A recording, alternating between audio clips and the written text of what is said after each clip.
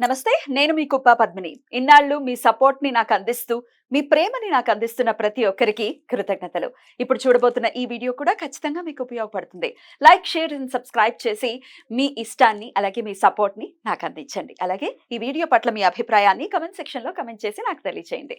నమస్తే. నమస్తే. Welcome to our channel. నేను పద్మిని. ప్రస్తుతంతో పాటు ప్రముఖ ఆధ్యాత్మికవేత్త, వాస్తు జ్యోతిష పండితులు శేషగిరిరావు గారు ఉన్నారు. మాట్లాడదాం. సార్ నమస్కారం అండి. నమస్తే అండి. బాగున్నారండి? బాగున్నామ్మా. మీ సమయాన్ని మాకు ఇస్తున్నందుకు చాలా చాలా కృతజ్ఞతలండి. వెల్కమ్ టు రెడ్ టీవీ భక్తి. Thank you. మన ప్రేక్షకులందరికీ కూడా ఆ భగవంతుని పరిపూర్ణ ఆయుర ఆరోగ్య అవసర్యాలను ప్రసాదించాలని కోరుకుంటున్నాను. గోచారంతో సంబంధం లేకుండా అందరి జీవితాల్లో కూడా వెలుగులు కావాలని కోరుకుంటున్నాను. మనస్ఫూర్తిగా మేము కూడా అదే కోరుకుంటున్నాం. కాకపోతే గోచార రీత్యా ఉండేటటువంటి ఫలితాలు ఖచ్చితంగా ఉంటాయి. గ్రహచారం ఒక ఒక మేజర్ రోల్ ని ప్లే చేసినప్పటికీ గోచారం కూడా ఆ రోల్ ని ప్లే చేస్తుంది. కాబట్టి నేను మిమ్మల్ని ఇప్పుడు గోచార రీత్యా ద్వాదశ రాశులకి కూడా, అంటే ఇప్పుడున్న గోచార రీత్యా ద్వాదశ రాశులకి ఎట్లాంటి ఫలితాలు రాబోతున్నాయి అనేది అడగదలుచుకున్నానండి. ఒక పక్క శుక్ర కుజ శనులు కలిసి ఉన్నారు కుంభరాశిలో. అలాగే బుధుడు, రాహు అలాగే రవి కలిసి ఉన్నారు మీనరాశిలో. మేజర్ గ్రహాలు అంటే 6 గ్రహాలు ఇంచుమించు ఒకే దగ్గరలో ఉన్నటువంటి పరిస్థితి. ఇట్లాంటి గోచార పరిస్థితులు ఉన్నప్పుడు ద్వాదశ రాశుల మీద ఎలాంటి ఇంపాక్ట్ ని చూపిస్తుంది ఒక్కసారి మీ ద్వారా? తప్పకుండా. అంటే ఇక్కడ మనం ఏదైతే ఇప్పుడు ఈ సంయోగం అంటాం, గ్రహాల సంయోగం అనుకోండి, అది ఒక్కొక్క బిందువులో వారు ఇంకా దగ్గరగా ఉన్నప్పుడు దాని ఫలితం అనేది ఇంకో రకంగా ఉంటుంది.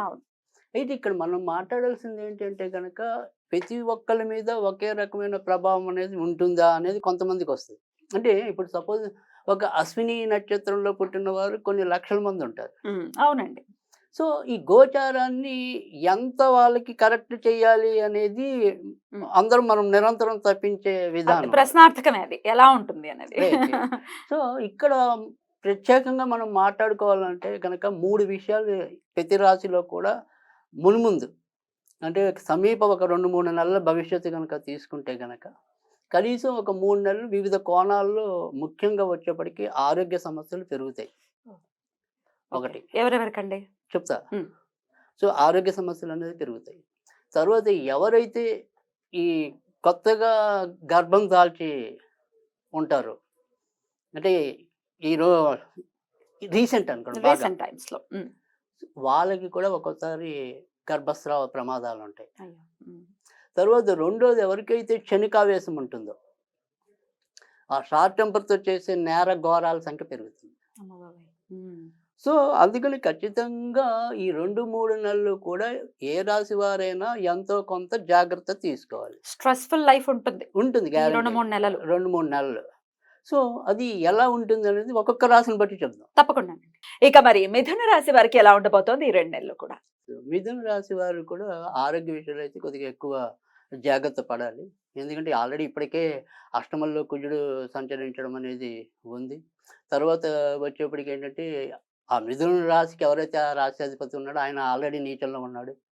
సో దీనివల్ల ఏంటంటే ముఖ్యంగా ఆడవాళ్ళు అయితే కనుక ఈ ఋతుక్రమ సమస్యలు అనేది పెరుగుతాయి.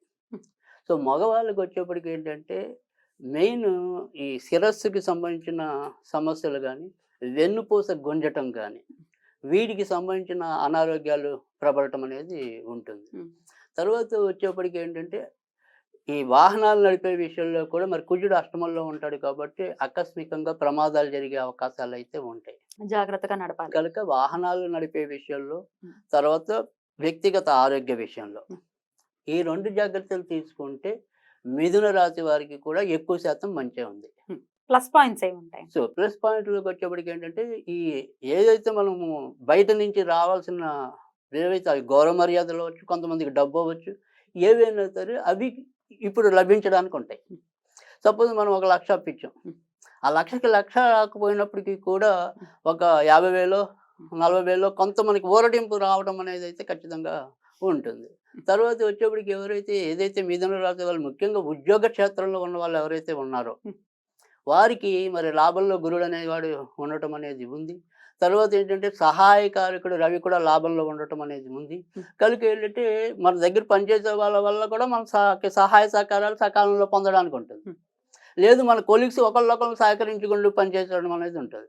కనుక మిథున రాశి వారికి ప్లస్ ఏంటంటే వృత్తి ఉద్యోగాల్లో ఉన్నప్పుడు ఆ గౌరవ మర్యాదలు పెరగటంతో పాటు జీత భత్యాలు కూడా పెరిగే అవకాశాలు అయితే ఉంటాయి. ఇంకా వ్యాపార రంగంలో ఉన్న వాళ్ళకైతే గనక ఎవరైతే కన్స్ట్రక్షన్ రంగంలో ఉంటారో నిర్మాణ రంగంలో వాళ్ళకి ఇంకా ఎక్కువ లాభం జరగడానికి ఉంటుంది. తర్వాత రెండోది వచ్చేప్పటికి ఎవరైతే ఇలాగా ఈ సినిమా ఫీల్డ్ అనుకోండి, లేదా మీడియా రంగం, కళారంగం వాళ్ళలో ఉన్న వాళ్ళకు కొత్త అవకాశాలు రావడానికి ఉంటుంది. తర్వాత ఎవరైతే ఈ ఫుడ్కి సంబంధించిన వ్యాపారాల్లో ఉన్నారో వాళ్ళకు కూడా లాభం జరుగుతుంది. కానీ నష్టపోయే వాళ్ళు ఎవరు ఉంటారు అంటే కనుక ఇదేదైతే మనకి ముఖ్యంగా ఇనుముకి సంబంధించిన వ్యాపారాల్లో ఉన్న వాళ్ళు కొంత ఇబ్బంది పడటం అనేది ఉంటుంది. తర్వాత నూనె ఇలాంటి వాటికి అంటే ద్రవ పదార్థాలు ఇవి అమ్మే వాళ్ళకి కొంత ఇబ్బందులు రావడానికి అయితే ఉంటుంది. కానీ మిథున రాశి వారికి, వృషభ రాశి వారికి ప్రస్తుతం ఉన్న పరిస్థితుల్లో అయితే వాళ్ళు మేనేజ్ చేయగలిగేలాగా పరిస్థితులు ఉంటాయి. అంటే చెడు ఉన్నా దాన్ని మేనేజ్ చేస్తే బెటరే కదా, అలా ఆ రకమైన సిచ్యువేషన్ అయితే ఉంటుంది. అద్భుతం. అయినప్పటికీ మిథున రాశి వారు ఎలాంటి పరిహారాలు చేసుకోవాలి, ఆరోగ్య రీత్యా జాగ్రత్తలు తీసుకోవాలి అని చెప్తున్నారు కాబట్టి ఎలాంటి పరిహారాలు చేసుకోవాలండి? రైట్. ఇక్కడ మనకి ఎప్పుడు కూడా ఒక తేలికైన పద్ధతి అనుకుంటే గనక మంగళవారాలు, అంటే నేననేది ఏంటంటే ఇప్పుడు మన ప్రేక్షకుల్లో అన్ని మతాల వాళ్ళు ఉండొచ్చు, అన్ని కులాల వాళ్ళు ఉండొచ్చు, దేవుడిని నమ్మే వాళ్ళు ఉండొచ్చు, దేవుడిని నమ్మని వాళ్ళు ఉండొచ్చు. నమ్మని వాళ్ళు అయితే మనది చూడరు. అంటే దేవుడిని అయిపోయింది చెప్తున్నా. ఇప్పుడు దేవుడిని నమ్మకం లేని వాళ్ళకైనా జాతకం నమ్మచ్చు. అవునా? అలాంటి వాళ్ళు ఉంటారా? అలాంటి వాళ్ళు ఉండకూడదని ఏం లేదు. ఎలా ఇప్పుడు ఇప్పుడు మన దగ్గరికి ఇప్పుడు అన్ని రకాల వాళ్ళు వస్తూనే మాకు ఇలాంటి నమ్మకం లేవని కూర్చుని కూడా నమ్మకంగా విని వెళ్ళే వాళ్ళు ఉంటారు. ఇదో పోజ్ అయిపోయిందండి జనాలకి, మేము ఇవన్నీ నమ్మమంటారు, చక్కగా వచ్చి కూర్చుంటారు. ఎన్నో చూసాను నేను. సో మన ఇప్పుడు అదేం పెద్ద కష్టంగా అంటే ఇప్పుడు దేవుడు లేడని అన్న అక్కినేని నాగేశ్వరరావు గారు లాంటి వాళ్ళు కూడా దేవుడు లేడన్నప్పటికీ కూడా మన చేసే కృషి దేవుడు అన్నాడు. సో అందుకని నా కృషి అలా ఉండాలి అనేది జాతకం చెబుతుందిగా. ఖచ్చితంగా. సో అందుకని ఎవరు నమ్ముతారు, ఎవరు నమ్మరు. సరే, నమ్మే వాళ్ళకైతే ఒక పద్ధతి, అంటే వాళ్ళు నమ్మే వాళ్ళు అంటే దేవుడిని నేను చెప్పేది. అలా దేవుడిని ఎవరైతే నమ్ముతారో వాళ్ళు ఈ 2-3 నెలలు కూడా సాధ్యమైనంత వరకు ఆంజనేయుని, సుబ్రహ్మణ్యుని ఎక్కువ పూజించమనండి. ఆంజనేయ స్వామిని, సుబ్రహ్మణ్య. సరే, ఇవేం నమ్మకాలు లేదు అన్న వాళ్ళకి కొద్దిగా ఏం లేదు, ఎర్ర కందిపప్పు అని నమ్ముతారు, మసూర్ దాల్ అంటాం మనం. అది కొద్దిగా నానబెట్టి మంగళవారాలు అప్పుడప్పుడు ఏదైనా చెట్టు లేదా మొక్క మొదల్లో జల్లటం, అంతే, ఇంకేం వద్దు. సో వాళ్ళకి ఏవైతే మరి స్ట్రగుల్స్ ఎక్కడ పడుతున్నారో, అబ్స్టకిల్స్ ఎక్కడ ఎదురవుతున్నాయో అవి అనుకోవటం, అలా జల్లటం, అంతే. డెఫినెట్ గా వాటి నుంచి బయటపడతారు. తప్పకుండా ఉపశమనం అనేది ఉంటుంది. చాలా బ్యూటిఫుల్ గా ఎక్స్ప్లెయిన్ చేశారు. డెఫినెట్ గా ద్వాదశ రాశులకి కూడా ఈ గోచార రీత్యా వచ్చేటటువంటి ఫలితాలు ఎలా ఉంటాయి అనేది తెలియజేశారు. అలాగే రెమెడీస్ కూడా చెప్పారు, రాశి వైజ్ కూడా చెప్పారు. కాబట్టి అందరికీ కూడా ఈ 2 నెలలు చాలా బ్యూటిఫుల్ గానే వెళ్ళాలని మనస్ఫూర్తిగా వెళ్ళాలని మనకు కూడా కోరిక. తప్పకుండా మీ సమయం ఇచ్చి మాకు ప్రిడిక్షన్స్ ని తెలియజేసినందుకు చాలా చాలా కృతజ్ఞతలండి. నమస్కారం.